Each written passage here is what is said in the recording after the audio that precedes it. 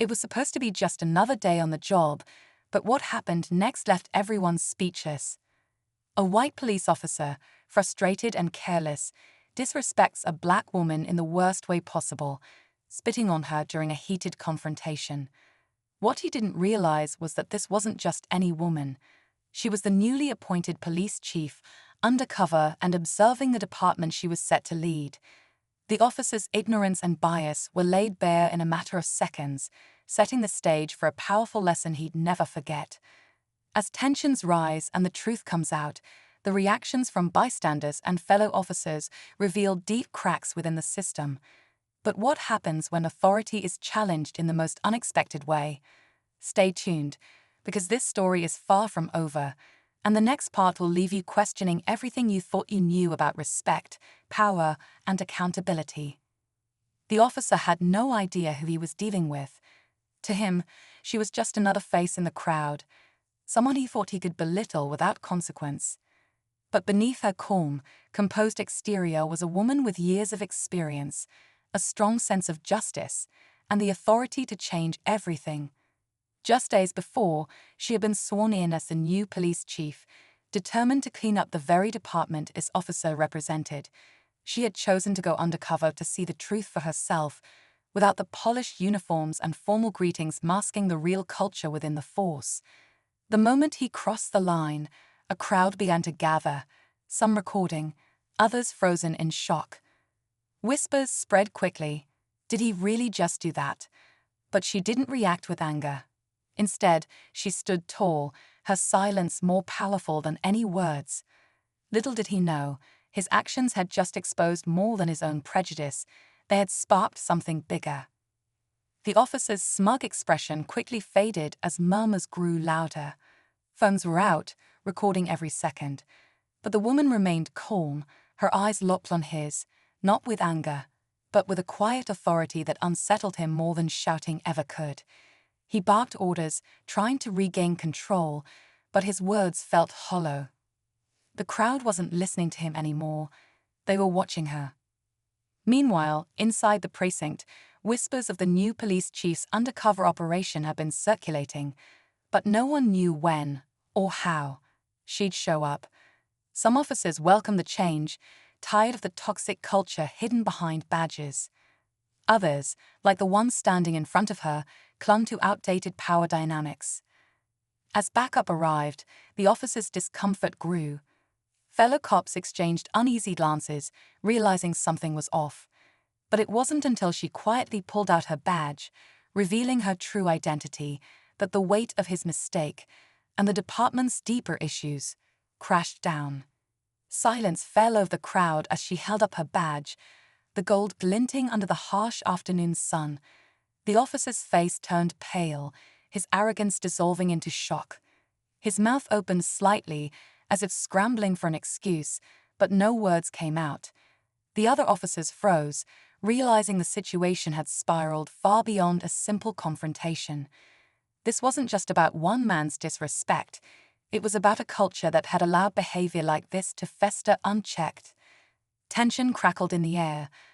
The crowd leaned in, their phones capturing every heartbeat of the unfolding drama. Some officers shifted uncomfortably, questioning their own roles in the system they served. The chief didn't raise her voice.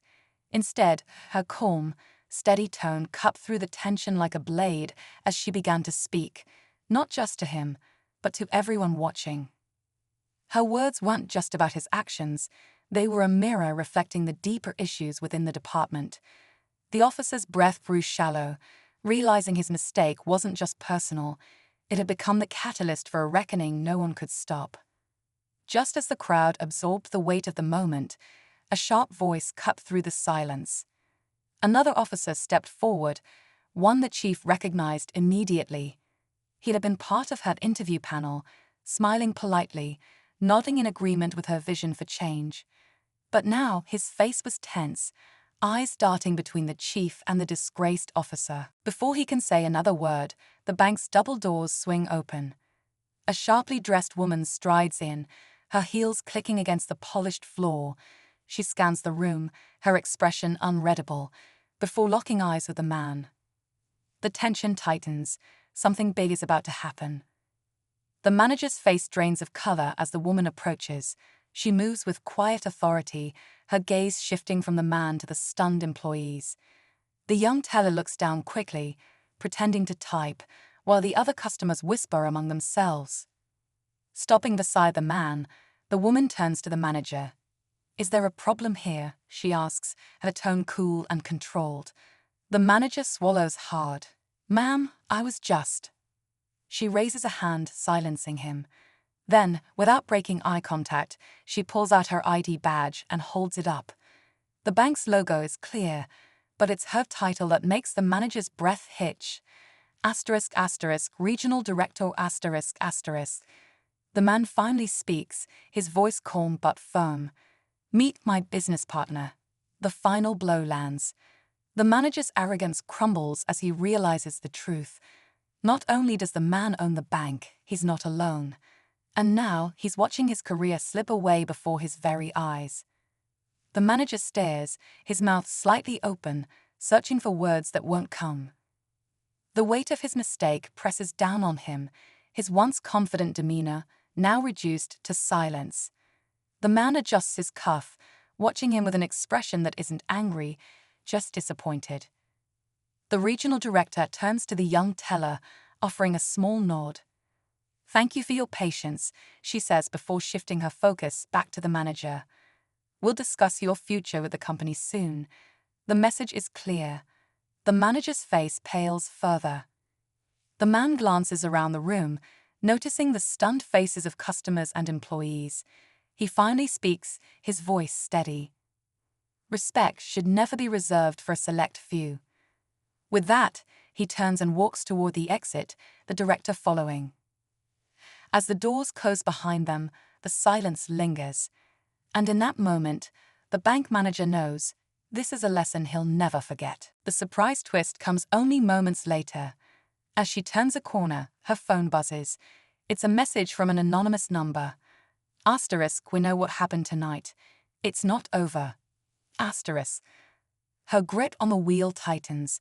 The fight for justice, for real change, is far from finished. The tension may have broken tonight, but something far deeper is at play. And now she's not just fighting for herself or even the officer. It's for a system that's long overdue for a reckoning. As the woman drives away, she reflects on the encounter, on how a single moment of courage can shift the balance. The officer may have backed down, but the truth is, he wasn't the only one she had to face.